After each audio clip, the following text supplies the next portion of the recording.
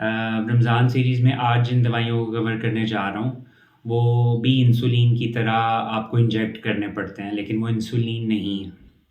Non insulin injectables हैं जिनको GLP-1 analogues group का नाम है उनका।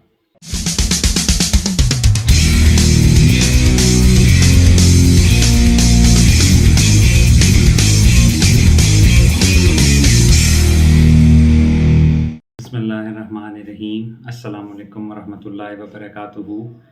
अपनी रमज़ान सीरीज़ की नेक्स्ट वीडियो के साथ मैं डॉक्टर अमानुल्लाह भल्ली फिर आपकी खिदमत में हाज़िर हूँ।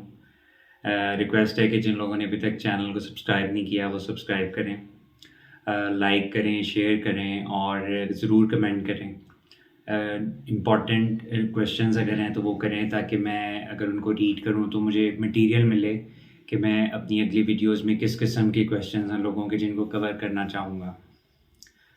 रमज़ान सीरीज़ में आज जिन दवाइयों को कवर करने जा रहा हूँ, वो भी इंसुलिन की तरह आपको इंजेक्ट करने पड़ते हैं, लेकिन वो इंसुलिन नहीं है। नॉन इंसुलिन इंजेक्टेबल्स हैं जिनको GLP-1 एनालॉग्स ग्रुप का नाम है उनका। पाकिस्तान में जो ये अवेलेबल हैं वो सीमाग्लूटाइड अवेलेबल है, लीराग्लूटाइड अवेलेबल है, ड्यूलाग्लूटाइड अवेलेबल है और एक लिक्सिसिनाटाइड अवेलेबल है। ये लगते किस तरह हैं? ये लीराग्लूटाइड जो है वो आपके पास दो फॉर्म्स में अवेलेबल है। एक विक्टोज़ा 1.2 मिलीग्राम उसकी मैक्सिमम डोज जो पाकिस्तान में अवेलेबल है, और दूसरी सेक्सेंडा जो कि 3 मिलीग्राम तक पाकिस्तान में अवेलेबल है। ये रोज़ जिल्द के नीचे लगते हैं जैसे इंसुलिन लगती है, लेकिन ये पेन फॉर्म के अंदर होते हैं। सीमाग्लूटाइड जो है वो पाकिस्तान में भी ओज़म्पिक के नाम से अवेलेबल है, जिसकी डोज 1 मिलीग्राम तक अवेलेबल है। ये हफ्ते में एक दफ़ा इंजेक्ट होता है। और जो आपका नेक्स्ट लिक्सिसिनाटाइड है वो सोलिक्वा के नाम से अवेलेबल है और वो भी डेली बेसिस पे इंजेक्ट होता है। And the last one is dulaglutide, वो ट्रूलिसिटी के नाम से अवेलेबल है। आजकल कुछ थोड़ी बहुत उसकी शॉर्ट चल रही थी लेकिन मिल जाता है ढूंढने से। वो भी हफ्ते में एक बार इंजेक्ट होता है।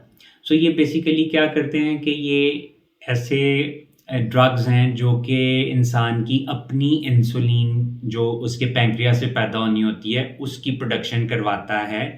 जब भी पेशेंट कोई भी चीज़ लेगा जिसमें कार्बोहाइड्रेट उसके अंदर जाएगा तो वो इंसान की पेशेंट की अपनी इंसुलिन को प्रोड्यूस करेगा।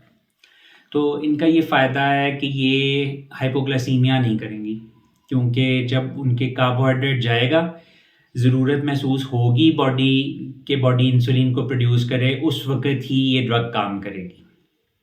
इस वजह से ये शुगर को लो नहीं करेंगे।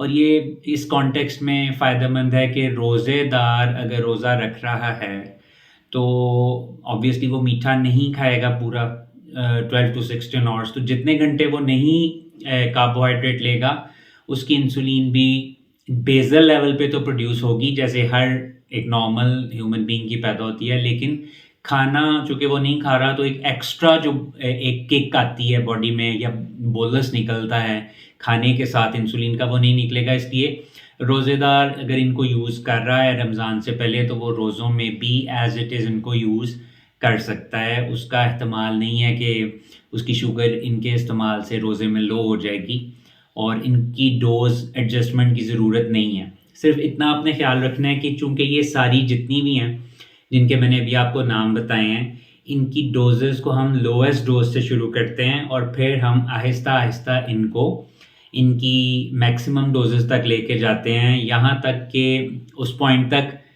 कि हमारे टारगेट्स अचीव हो जाएँ। टारगेट हमारा क्या है कि आपकी शुगर पेशेंट की कंट्रोल हो रही हो, दूसरा ये चूँकि वेट लॉस भी करती हैं ये सारी मेडिसिन्स, तो डिज़ायर्ड वेट लॉस भी आपके पास आ रहा हो, और तीसरा है कि साइड इफ़ेक्ट्स जो इनकी वजह से होते हैं जैसे जीआई को ये अपसेट कर सकती हैं। इसके अलावा भी कुछ साइड इफ़ेक्ट्स हैं जो कि आज चूँकि टॉपिक नहीं है तो मैं उनको नहीं छेड़ूंगा, लेकिन अगर जीआई साइड इफ़ेक्ट्स नहीं है और पेशेंट, तब तक हम इसकी डोज को बढ़ा सकते हैं जब तक पेशेंट इसको टॉलरेट करता है और हमारे बाकी टारगेट्स अचीव नहीं होते हैं। तो इसमें रमज़ान से पहले ये रिकमेंडेशन है कि आप इसको अगर स्टार्ट किया है तो कम से कम 4 टू 6 वीक्स रोज़ों से पहले इसकी आप उस डोज़ पे पहुंच गए हों जहां पर मरीज़ के टारगेट्स अचीव हो रहे हों, और वो टारगेट्स हैं कि शुगर का कंट्रोल भी उसका ठीक आ रहा हो जितना आप चाह रहे हैं, उस मरीज़ के अंदर की कंट्रोल आइडियल क्या है उस पेशेंट का। दूसरा, उसके साइड इफ़ेक्ट्स ना उसको आ रहे हों, और तीसरा कि वो वेट लॉस जितना डिज़ायर्ड आपका टारगेट है कि वेट लॉस भी हो पेशेंट का, वो भी अचीव हो रहा हो।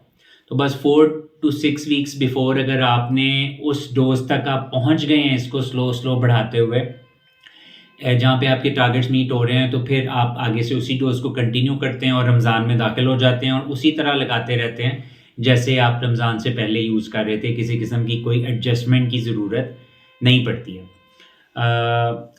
आगे मज़ीद इस ग्रुप को, ये बहुत इंपॉर्टेंट ग्रुप ऑफ मेडिसिन है जो कि अवेलेबल है, और जो भी पेशेंट्स अफोर्ड करते हैं, हमारी प्रेफरेंस होती है कि हम उनको ये ज़रूर दें, क्योंकि इससे, इस ग्रुप ऑफ मेडिसिन से ना सिर्फ दिल की सेहत बेहतर होती है बल्कि किडनीज़ की सेहत बेहतर होती है, और पेशेंट जो है वो वेट लॉस भी करता है। और वेट लॉस करने से तो आप के लाइफ चेंज हो जाती है पेशेंट्स की, मल्टीपल फ़वाइद उनको मिलते हैं कि शुगर का कंट्रोल बेहतर हो जाता है, उनके जो कार्डियोवैस्कुलर साइड इफ़ेक्ट्स डिफरेंट हैं, जैसे ब्लड प्रेशर है वो वेट लॉस से बेहतर हो जाता है, कोलेस्ट्रॉल बेहतर हो सकती है, आपका हार्ट के जो इश्यूज़ हैं वो बेहतर हो जाते हैं, पेशेंट का चलना फिरना जो है वो बेहतर हो जाता है, पेशेंट को अगर ऑब्स्ट्रक्टिव स्लीप एपनिया है वो बेहतर हो जाता है, जो कि खुद से एक कार्डियोवैस्कुलर रिस्क फैक्टर है।